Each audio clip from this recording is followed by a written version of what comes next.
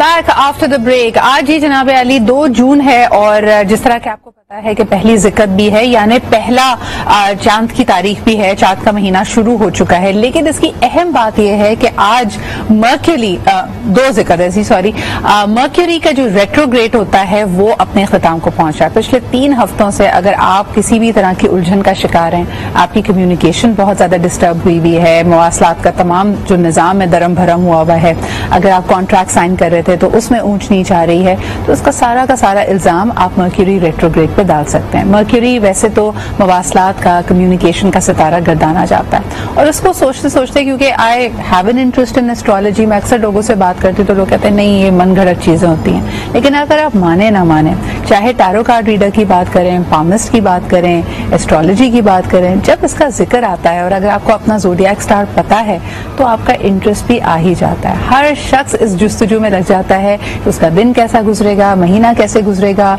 जो वो फैसला लेने वाला है क्या वो सही है या गलत है, और हम उन इशारों की तलाश में रहते हैं जो हमें ये फैसला लेने में आसानी दें, क्योंकि हर इंसान अपने फायदे की सोचता है और जो चीजें उसके इख्तियार में नहीं होती उसका रीजन तलाश करने की कोशिश करता है कि भाई तमाम तर मेहनत के बावजूद अगर कुछ नहीं हो पा रहा तो क्या कोई बख्ती का सितारा तो नहीं है जो इधर उधर मंडला रहा है। सो थिंग्स लाइक दैट हमें कभी कभार मजबूर कर देती है कुछ ऐसे अवामिल करने पे जो शायद नुकसानदेह भी हैं। यानी अगर एक सिंपल सी चीज है कि जी आप काली बिल्ली ने रास्ता काट लिया है तो आप वहां से ना गुजरे, तब तो समझ में आती है, लेकिन कई लोग इसमें इस हद तक गुजर जाते हैं कि वो अपना कोई बड़ा नुकसान कर लेते हैं, कोई इंतहाई कदम उठा देते हैं। किसी ने अगर उनको कन्विंस कर लिया कि जी आपका घर एक बहुत ही गलत जगह पे बना हुआ है, तो वो अपना बना बनाया घर छोड़ के चले जाते हैं या उसको बेच देते हैं। तो इस तरह की तोहम परस्ती या इस तरह की सुपरस्टिशंस की क्या आज साल 2022 में हमारी जिंदगियों में कोई गुंजाइश है या नहीं, और हम इसको कैसे समझते हैं? आइए इस पे जरा बात करते हैं। जबरदस्त पैनल मेरे साथ मौजूद है, हमें ऑनलाइन ज्वाइन कर रही है very dear friend of mine who also a psychotherapist and a counsellor, हमारे साथ मौजूद हैं हुमैरा आफान। बहुत बहुत शुक्रिया आपकी मौजूदगी का।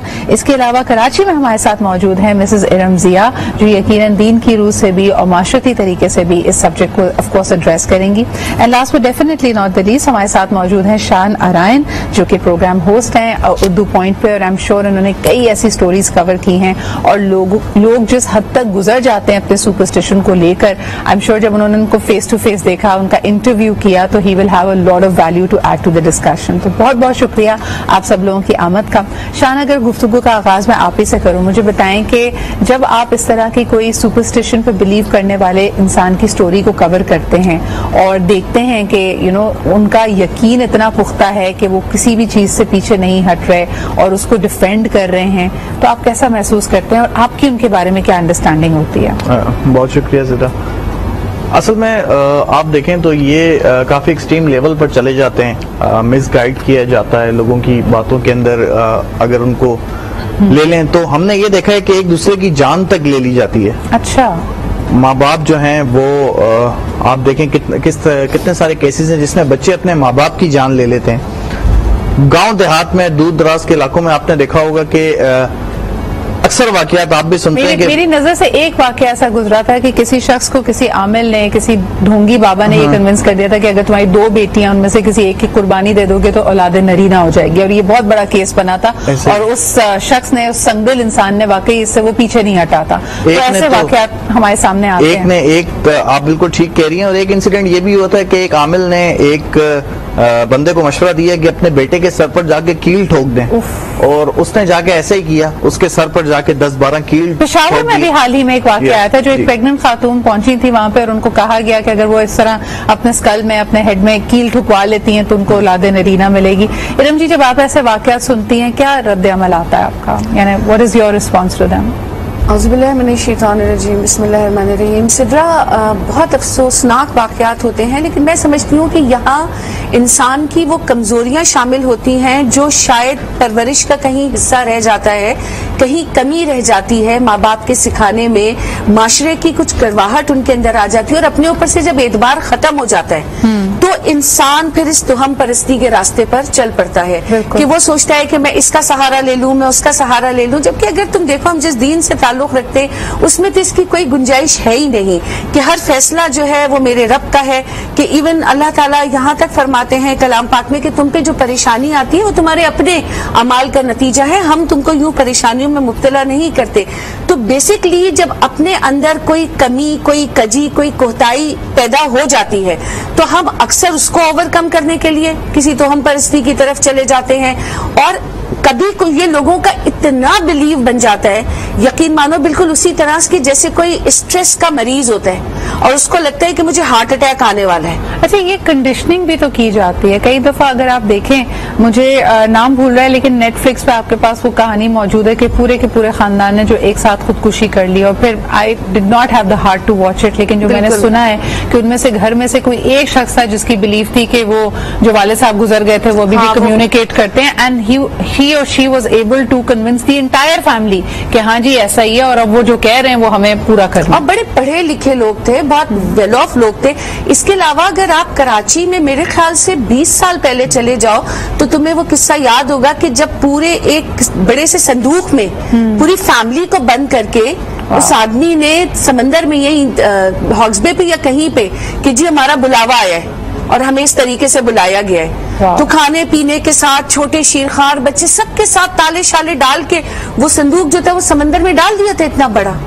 तो अच्छा मुझे बताएं कि इसमें ऑब्वियसली नजर आता है कि जब ये इतनी एक्सट्रीम लेवल की बातें हों तो एक बिलीफ है, हैलुसिनेशन है, एक डिफाइंड बिहेवियर है, तो इसको यकीनन नफ्सियात की रूह से समझना बहुत जरूरी है। और इसमें कई लेवल्स मिलते हैं ना। हम जो बात कर रहे हैं कि काली बिल्ली ने रास्ता काट लिया, ये एक छोटी बात है, लेकिन इस तरह के जब एक्सट्रीम मेजर्स इंसान लेता है तो what is exactly happening in the mind? Humaira क्या कहेंगी इस बारे में?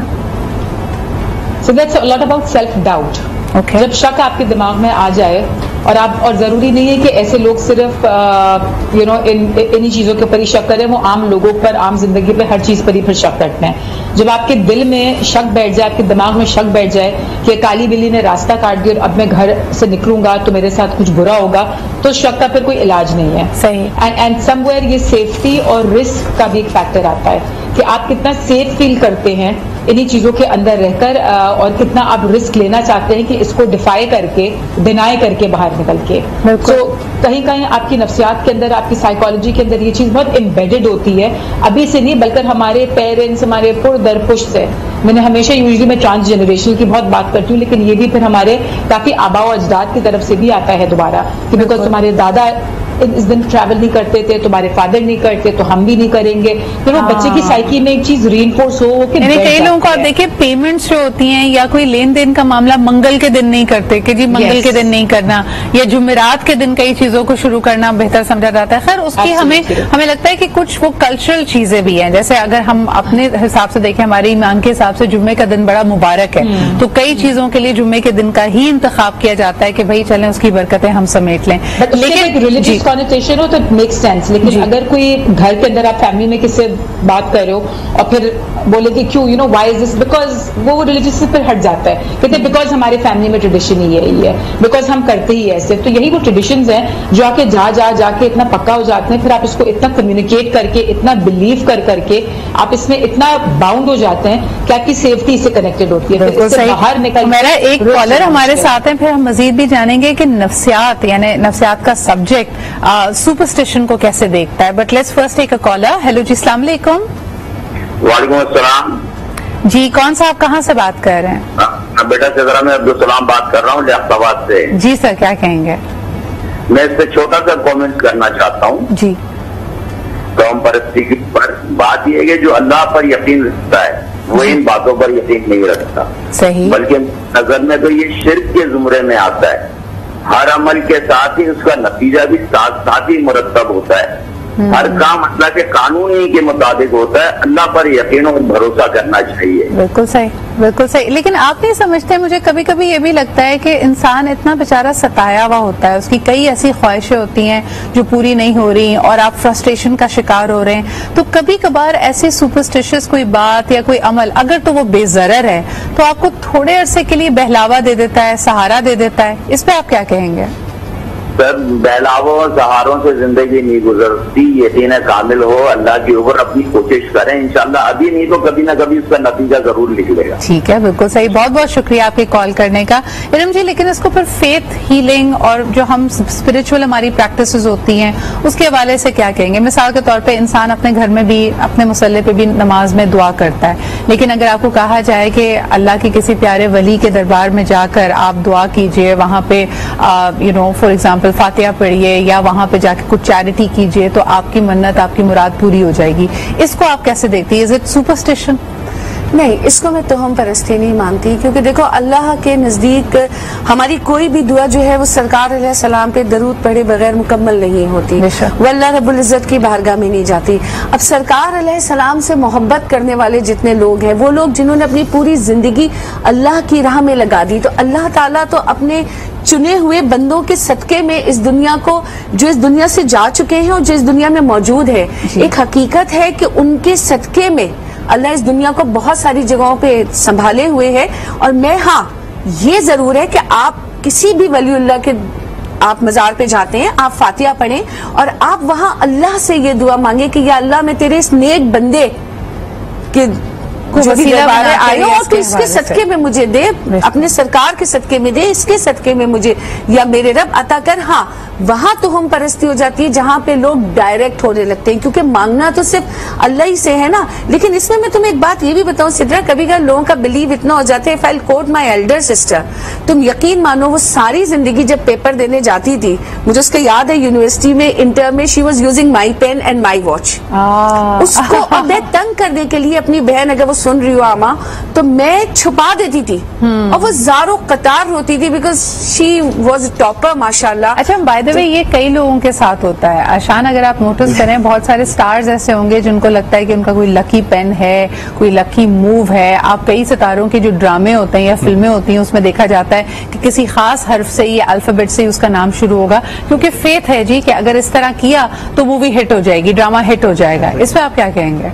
देखिए, अगर आप मर्द हजरात की बात करें तो ये अपने वॉलेट को जो है काफी लकी समझते हैं। आप अच्छा। देखें अरसा हो जाता है कि अपने वॉलेट को चेंज नहीं करते। सही, उनके जहन में यही चीज होती है कि इसको अगर हमने चेंज किया तो शायद हमारे पास पैसे आना, ये खाली हो जाएगा।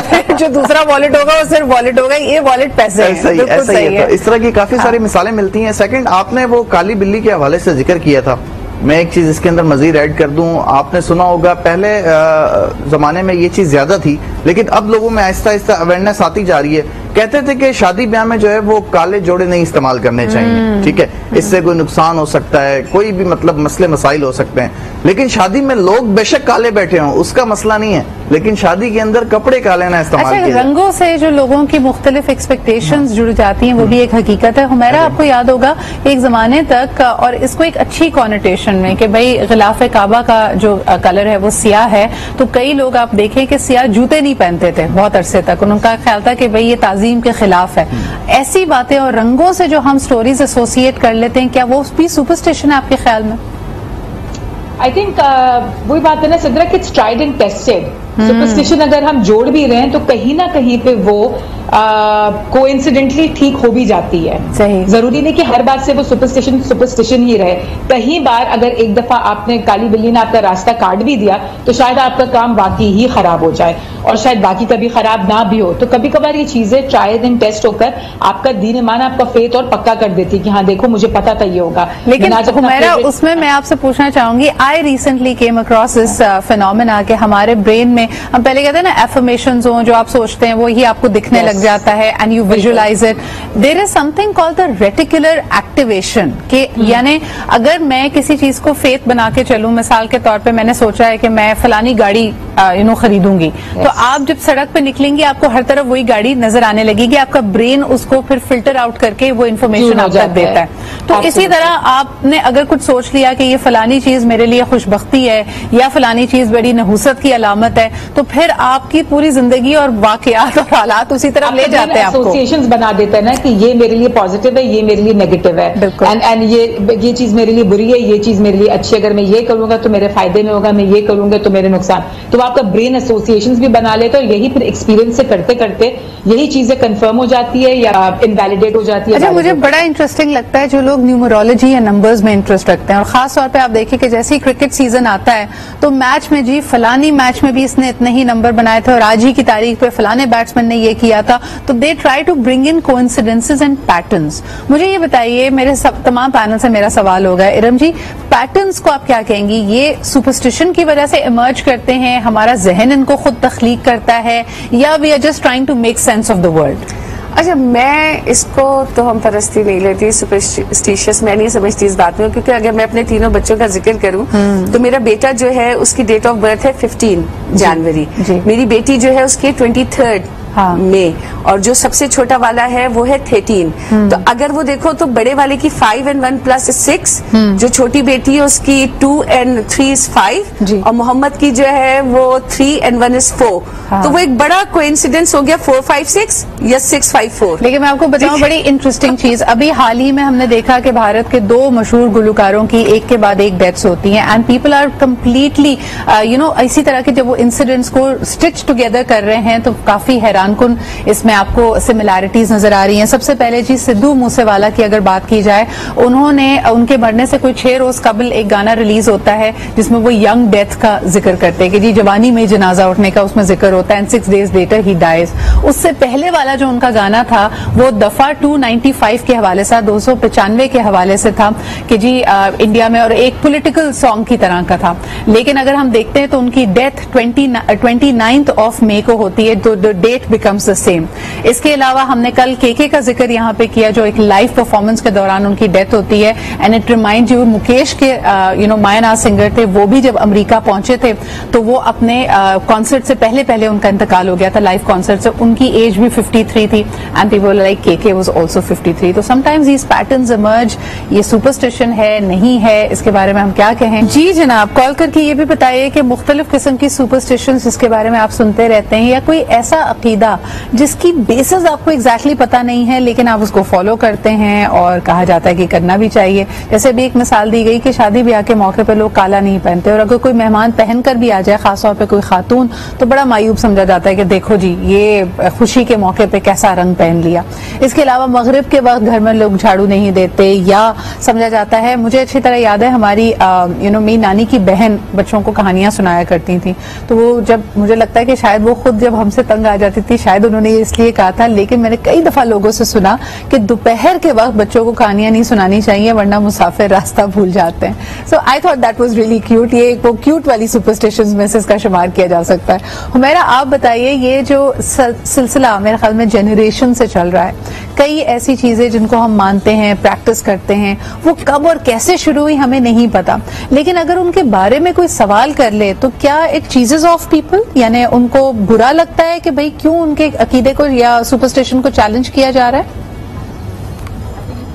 वेरी राइट कि जब आपको इसकी हिस्ट्री नहीं पता होती, जो आप तोहरम परस्ती कर रहे हैं, sorry it's a new word I am learning with you, हमें सुपरस्टिशन ये बोलते थे, but it's you can stick to superstition, yes, but it's good to learn. तो उसकी जब आपको हिस्ट्री ना पता हो आप उसको बैक नहीं कर सकते, तो लोग ऑफेंड हो जाते हैं। बट यू सी इन सबकी हिस्ट्री है।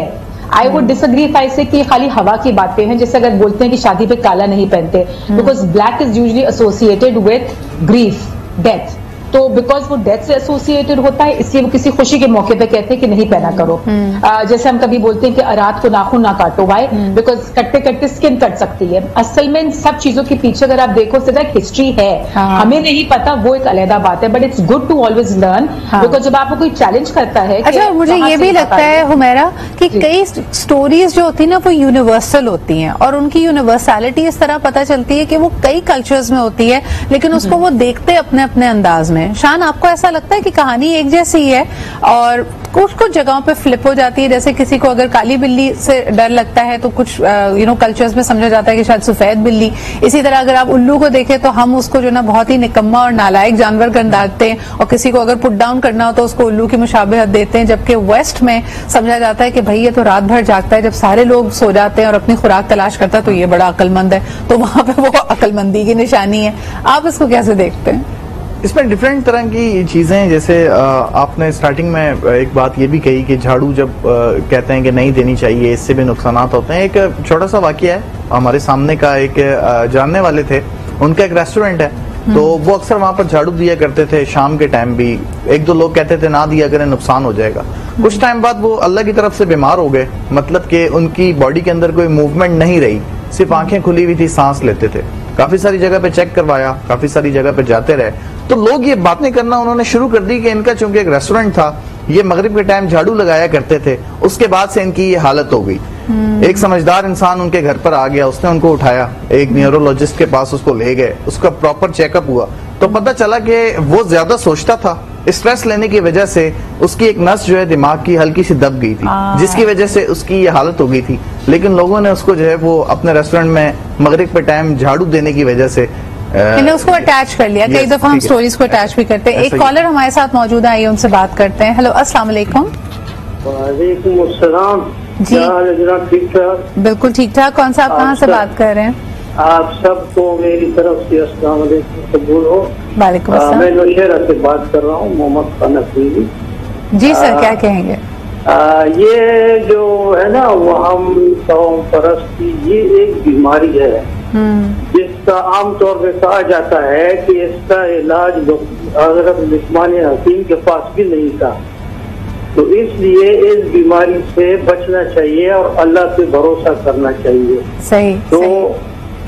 तो ये जो है आपने जो मिसाल दी वो शक और वहम के हवाले से है, लेकिन चले हम उसको तोहम परस्ती से एक तरह से उससे लिंक अप कर सकते हैं। बहुत बहुत शुक्रिया आपके कॉल करने के लिए। इरम जी, क्या कहेंगी कि जब रीजनिंग इंसान तलाश करता है, ये एक तरह से कल्चर का, तहजीब का हिस्सा भी है। अगर इंतहाई कदम नहीं उठा रहे तो आपको लगता है कि इसमें कोई मुजायका नहीं है, अगर there are some things that people follow as a culture? हाँ, अगर वो आपको या आपके घर को या माशरे को किसी तौर पे नुकसान नहीं पहुंचा रहे। अब देखो, अभी ये झाड़ू की बात हो रही थी मगरिब के वक्त, तो वाकई नहीं देना चाहिए। क्यों नहीं देना चाहिए? फर्ज करो शाम को आपके घर मेहमान आते हैं और अगर उस वक्त सफाइयां हो रही हैं तो आने वाले क्या सोचेगा कि यार किस कदर काहिल और फुअर खवातीन है इस घर की कि पूरा दिन निकाल कर आप शाम को झाड़ू लेके खड़ी हुई, या मेट से आप शाम को काम करा रही हैं। भाई पूरे दिन क्या हो रहा था? तो सुबह सुबह घर साफ हो जाते थे। और कभी कभार मैंने अपनी दादी से सीखा था कि अब मैं सोचती हूँ, हमें कहती थी कि नमक नहीं गिराया करो, क़यामत में पलकों से उठाना पड़ेगा।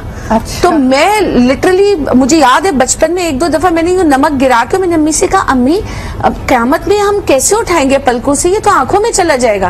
अब समझ में आता है कि ये टीचिंग के प्रोसेस थे कि भाई कोई खाने पीने की चीज को नीचे ना गिराओ। इसी तरह को जो कहते हैं कि मगरिब को एक झाड़ू ना लगाओ, घर सुबह सुबह उठ के अपना साफ सुथरा करके अपने काम कर लो, ताकि तुम्हारे पास दूसरी चीजें भी रहे करने को, और कोई तुम्हारे घर आए तो तुम्हारा घर बिल्कुल साफ सुथरा। जैसे असर और मगरिब के बीच में कहा जाता है कि सोना या सुस्ताना नहीं चाहिए, वो वैसे भी आपका 2 वक्त के मिलने का टाइम होता है, दिन और रात का दुआ की कबूलियत का वक्त, वो बड़ा अहम वक्त है। उस वक्त में तोहम परस्ती नहीं है, वो हकीकतन दुआ का वक्त है और वो अल्लाह को याद करने का वक्त है। और असर से मगरिब के वक्त तो अगर आप कोई विर्द करते हैं, कोई जिक्र करते हैं, अल्लाह रब्बुल इज्जत को याद करते हैं या दुआ करते हैं, तो आप देखिए कि आपके अपने दिल में बहुत सुकून होता है। और अक्सर और पेशतर ये वो वक्त है कि जब अल्लाह को आप अपने बहुत नजदीक मानते हैं। एब्सोल्युटली। तहज्जुद और इसके अलावा ये असर और मगरिब के बीच के औकात बहुत मुबारक समझे जाते हैं। कॉलर हमारे साथ मौजूद हैं, आइए उनकी बात सुनते हैं।